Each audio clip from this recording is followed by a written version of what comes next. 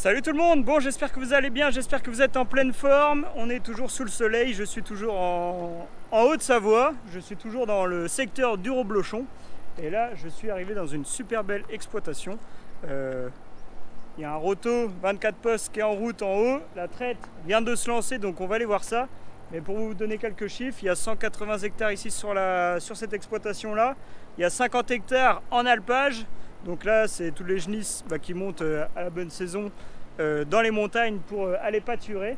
Et sinon, il y a à peu près 1 million de litres de lait produit ici sur l'exploitation.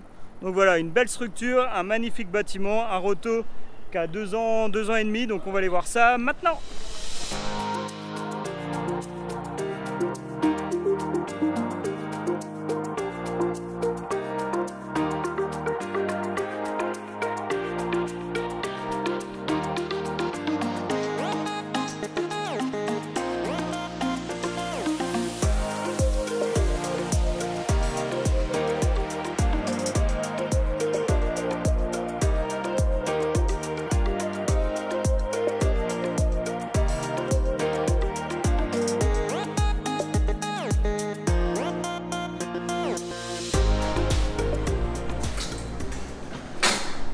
Bon là on est parti pour la traite, donc on est dans un roto 24 postes. Il y a mon collègue Pierre qui va me filer un coup de main pour expliquer la machine comme il faut.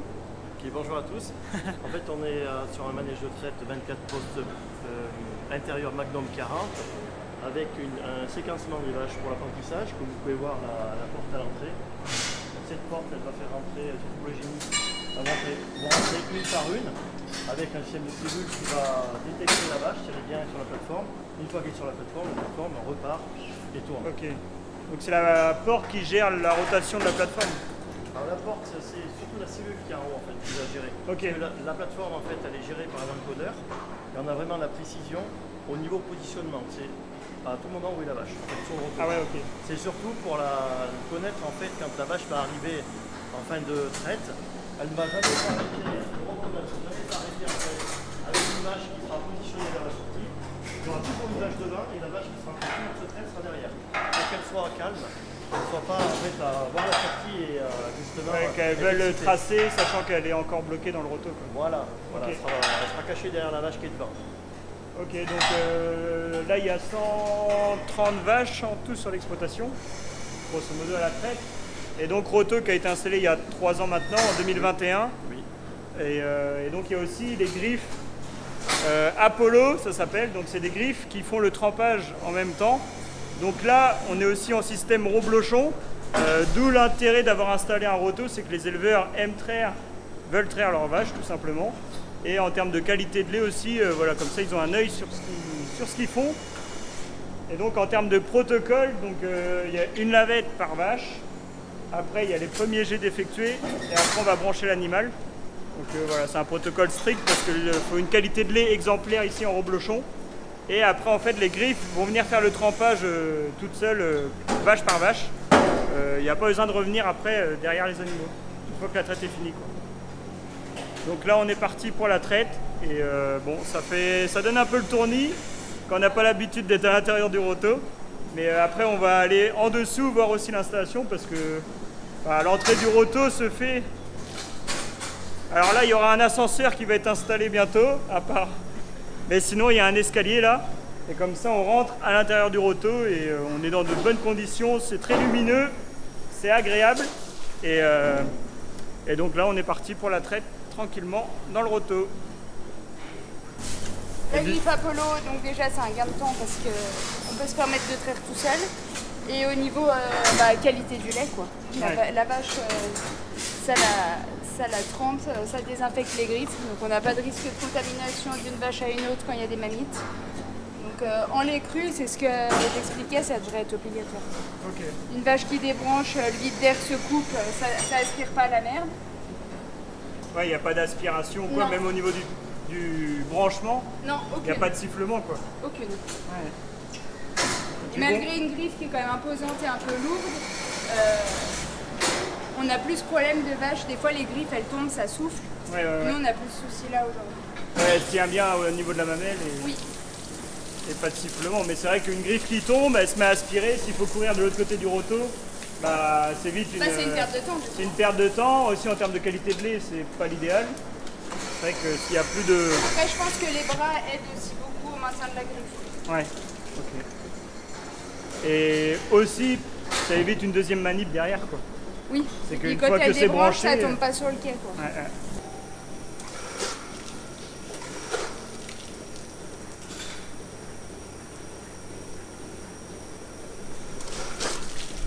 Donc après chaque vache, une fois que le trempage est effectué, la griffe, elle descend automatiquement. Il y a un rinçage et une désinfection de fait pour chaque griffe. Donc il faut faire attention, parce qu'on peut vite se faire asperger, on va dire ça comme ça. Mais au moins tout se fait automatiquement, il n'y a pas besoin d'y revenir. Une fois que notre vache est traite, voilà, il n'y a pas besoin de revenir sur la vache, quoi. Et donc pour parler de trempage, donc là vous pouvez voir, il se fait automatiquement.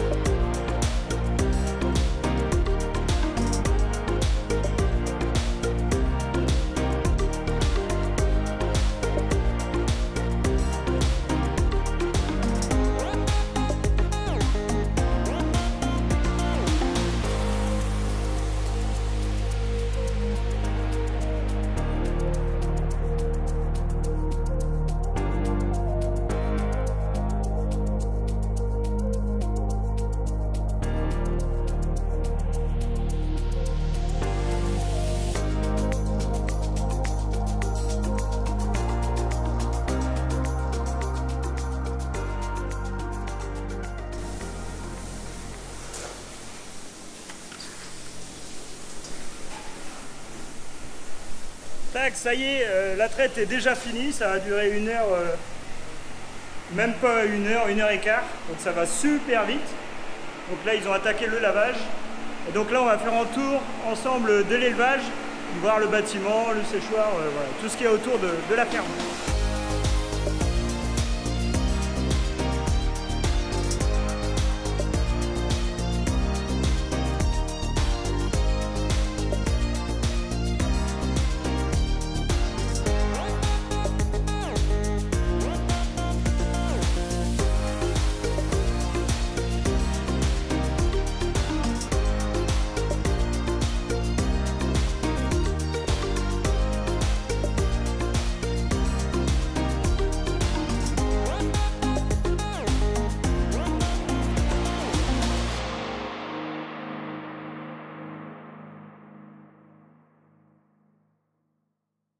Tac, du coup je viens de rejoindre Thibaut, on vient de finir la traite. Donc elle a été assez rapide, en 1h15, 1h20, la traite était faite. 1h30 avec le lavage, grosso modo. Et du coup, petite particularité, c'est que là on est sous le roto. Alors explique-moi pourquoi vous avez fait voilà, ce système-là par rapport au terrain d'avant, comment que ça s'est... Bon, en fait, le terrain est en pente, en Haute-Savoie. Hein, okay. Voilà, et du coup, on était assez contents de pouvoir utiliser cette surface. Elle était le bienvenu, ça nous a permis de mettre les locaux sous la machine et à moindre frais parce qu'on aurait été obligé de faire des murs de soutiennement pour tenir le roto au-dessus. Ouais, sur le roto ça pèse son poids comme on dit. Donc ça pèse son poids et puis il faut de la surface quand même un tout petit peu pour mettre la machine, donc ça se prêtait bien.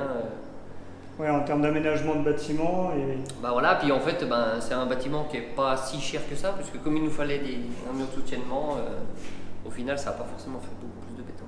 Et on se retrouve avec des locaux qui sont sympas sous la machine. Donc là on est sous le roto hein, concrètement, donc là il y a toute la partie tank. La partie tank, laiterie, et puis on a refait un local convivial pour nous, cuisine, un local technique parce qu'il y a de l'électricité, un peu de plomberie, des choses comme ça. Ouais, parce qu'il y a aussi un peu de salariés sur l'exploitation peut-être. Voilà, on a 2 salariés et un apprenti, ouais. Ok, donc voilà un peu le fonctionnement sous le roto. Et donc là on va aller faire le tour de l'élevage, voir un peu les vaches de l'autre côté du bâtiment. Allez, on y va. Du coup là on sort du roto, de la partie laiterie, on a une magnifique vue derrière nous, c'est vraiment très sympa comme région. Et est-ce que tu peux parler un peu du roto, ton avis sur les Apollo, les griffes, quel est ton ressenti là-dessus, le fait qu'il a des infections automatiques derrière? Tout d'abord le roto, pourquoi le choix du roto? Parce que c'était une évidence pour moi, je voulais pouvoir traire.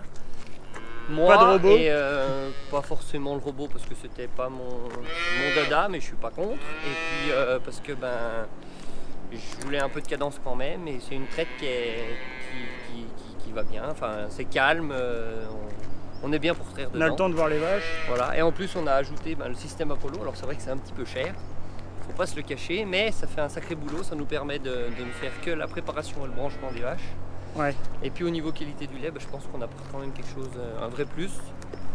En plus de ça, on a la désinfection de la griffe, et du coup on se retrouve avec une griffe qui est à chaque fois neutralisée pour la vache d'après. Ouais, entre vache par vache, il n'y a pas de contamination croisée possible. Normalement pas, voilà, en tout cas on en enlève quand même une grosse partie. Parce que là, pour rappel, donc l'élevage est en reblochon. On est en reblochon, ouais. Donc qualité de lait, c'est hyper strict.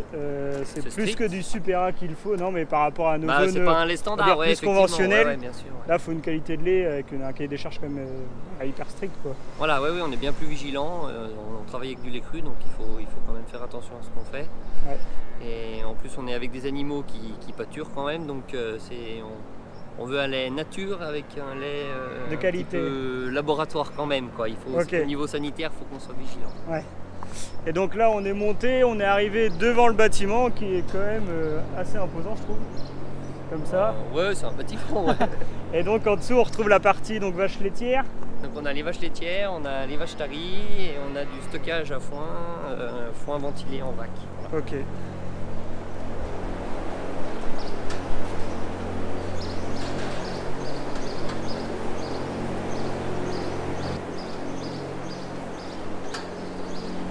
Et donc là, donc la partie vache laitière à gauche avec le roto. Voilà, ouais, on a l'air d'attente. Donc l'air d'attente. Ouais, l'air d'attente qui se retrouve en calibotis en plus. Donc en fait le bâtiment est tout en calibotis aujourd'hui, et sur les calibotis on a mis des matelas en revêtement caoutchouc. Ok, ouais, donc du confort plus pour les animaux. Confort plus avec un racleur pour les calibotis, et puis des ventilateurs quand il fait chaud, quoi. Ouais, bon là aujourd'hui il fait chaud, donc les ventilos faut qu'ils tournent. Ouais, il faut que ça tourne un petit peu. Ouais. Et donc là la partie vache laitière à gauche avec le roto en bout. À ma droite c'est des... C'est des vaches taries, des genisses vaches taries préparées qui vont faire leur veau là prochainement. Okay. Ouais. Et donc là toutes les vaches sortent en pâturage. Il y a combien d'hectares de pâture à peu près autour? Donc on a une bonne vingtaine d'hectares autour de la ferme, et donc les vaches sortent en ce moment, c'est jour et nuit.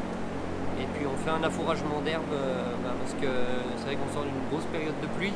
Ok. Les pâturages ont un petit peu souffert, donc pour mettre un peu moins de pression au pâturage, on est allé à l'herbe là pendant quelques temps, et puis là, un peu avec le beau temps, voilà, les trèfles vont revenir, donc ça ira mieux dans quelques temps.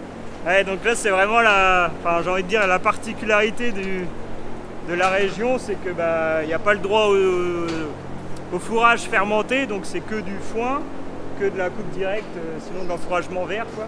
Alors ouais, donc c'est soit de l'affouragement vert, soit un aliment forcément sec, et déconcentré sec aussi, quoi. Ouais. Ouais, donc on appelle ça du foin, du regain, et puis après derrière on va apporter une céréale, un toqueton, mais pour complémenter un peu. C'est là en production de lait, donc vous êtes à combien de kilos à peu près? Par vache, on est à peu près à 7500 litres. Ouais, ok. Ouais, il y a quand même une belle production, même si malgré que c'est beaucoup à l'herbe. Il y a quand même du lait. Non, mais c'est clair. Non, mais standard. C'est là que je veux dire, il y a du lait quand même, quoi. Ouais, on arrive quand même à faire du lait. Heureusement d'ailleurs. Ouais. Et donc, il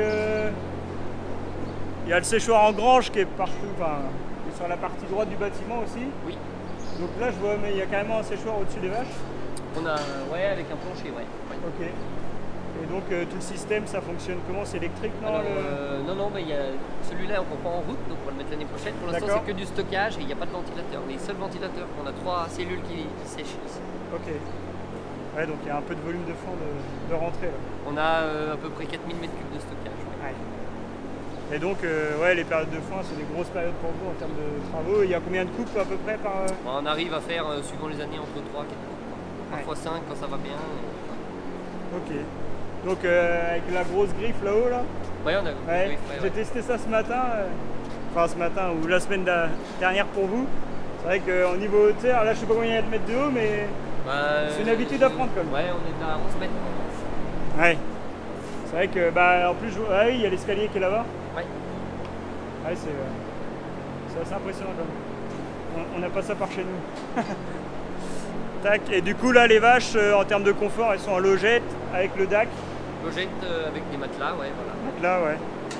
Et puis et c'est il y a une première non, il y a une rallonge qui a été faite en même temps que le roto. On était en logette paillée avant et on a recassé le bâtiment pour faire des fosses.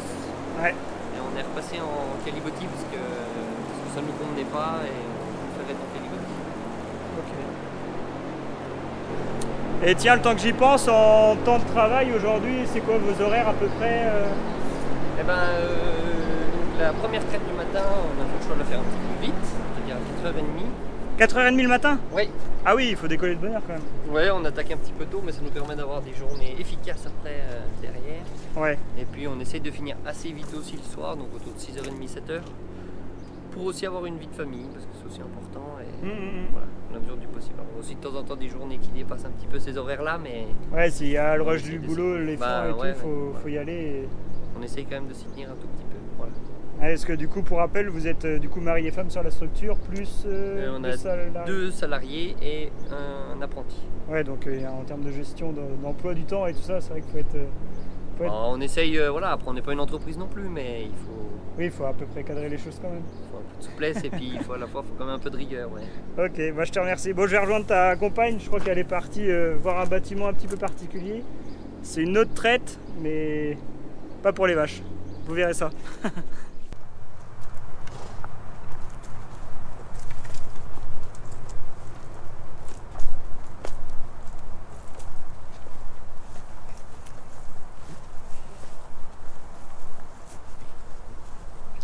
Bon, du coup, pour conclure un peu le reportage sur la ferme, petite particularité, c'est qu'ici sur la ferme on traite aussi des juments. C'est pas courant. Pas en roto. Pas en roto. Oui, oui. Du coup, là, on change de roto. On passe du roto à une salle de traite, on va dire presque à l'ancien temps. Ouais, mais c'est pour les juments. Entravées, c'est ça. Et donc la jument elle se met là, j'imagine. Voilà, donc la jument le matin elle est rentrée là, elle a son foin, ses croquettes et de l'eau à volonté.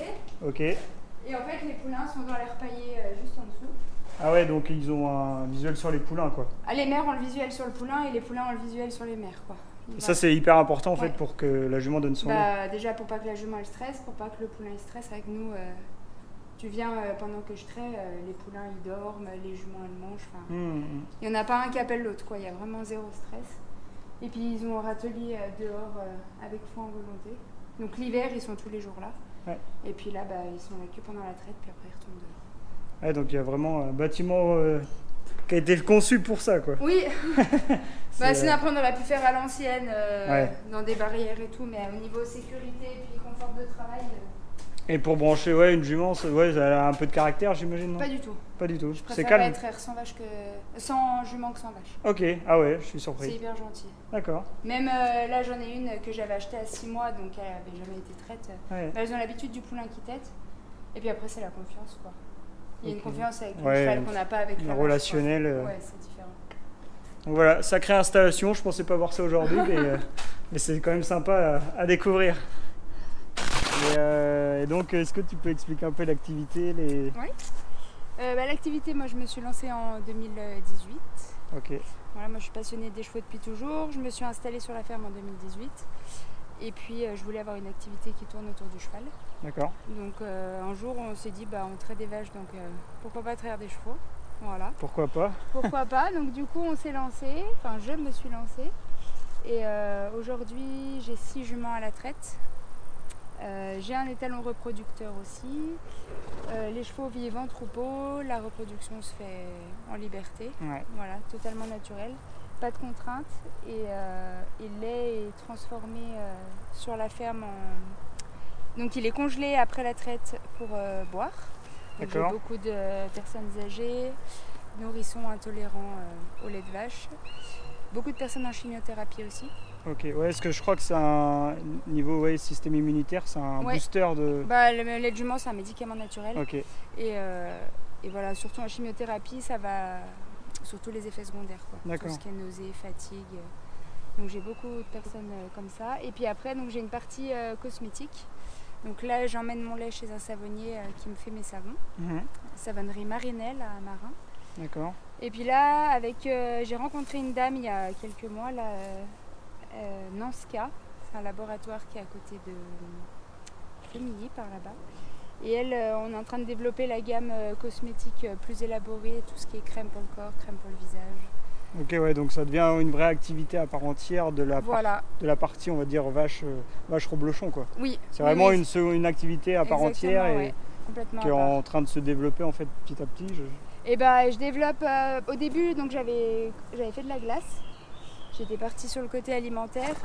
Et aujourd'hui, moi je suis toute seule à gérer l'activité. C'est des choses que j'avais pas le temps d'exploiter. De gérer. Voilà.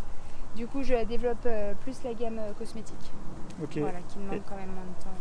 Et du coup, la race là de. Parce que je connais bien les races de chevaux, mais. À la toute base, je suis 100% Haflinger. Ok. Ah bah, elle m'a vu. Voilà. 100% Haflinger, donc c'est les chevaux qu'on voit, qui sont alezan-crin lavé, les deux là. Ouais. Et après, l'année dernière, comme j'avais besoin de juments pour faire du lait, j'ai acheté 2 comptoises. Ok. Donc j'ai 2 comptoises. Et donc la traite, c'est 2 fois par jour? Je traite 2 fois. 2 fois le matin. D'accord. Et il faut toujours qu'il y ait le poulain, je crois, à côté pour, toujours qu'il y ait le poulain. Pour la stimuler, quoi. Exactement. En fait, la jument, c'est comme la femme, elle stocke pas le lait. Ok. Et elle produit à la demande. Donc les juments, elles sont au pré tout l'été. Elles sont rentrées à 8 h. Elles sont attachées. Les poulains sont ensemble dans une aire paillée. Les mamans ont vu sur leurs petits. Et après, moi, je traite une fois à 11 h et une fois à 14 h. Et après, les juments retournent au parc avec leurs poulains. Et en moyenne, c'est combien de litres par jument? Bah, ça varie en fonction des juments, mais on va dire en moyenne 1,5 litre par jument par traite. Ok, ouais, donc c'est des petites donc quantités. Là, j'ai 3 juments à la traite en ce moment, ça fait 8 litres de lait par jour. Ouais, ça fait pas. C'est peut-être beaucoup de boulot pour pas beaucoup de lait, mais en même temps, c'est peut-être aussi un lait qui est beaucoup plus valorisé que. Bah, il est beaucoup plus valorisé. Déjà, c'est pour ça qu'on essaye de le travailler plus en cosmétique. Ouais. Voilà, là où on a une valorisation au litre de lait qui est quand même plus intéressante. Parce que c'est vrai qu'avec des petits volumes comme ça, sinon on travaille pour rien. Voilà. Mais après, c'est du plaisir et partage avec les chevaux. Bah oui, bah, c'est bien de pallier la passion et. C'est toujours important. Et du coup, il y a un site internet si vous voulez retrouver les produits? Oui, jumendelice.fr. Donc je le mettrai en bas de la vidéo si vous voulez jeter un œil. Et puis bah voilà, n'hésitez pas à aller checker le site internet. Et puis en tout cas, merci pour la visite. Merci à toi. Et puis c'était un vrai plaisir et voilà, c'est toujours chouette de. Là, t'avais un temps. Il y avait un temps, c'est pour ça que. Ouais, pardon, tu couperas la caméra. J'ai pas prévenu. C'est le naturel, ça. Donc voilà, en tout cas, bah, merci pour la visite et puis bah, je vous dis à très bientôt. Avec plaisir. Je ne serai pas tous les jours en Haute-Savoie, mais quand je repasserai, je passerai par là.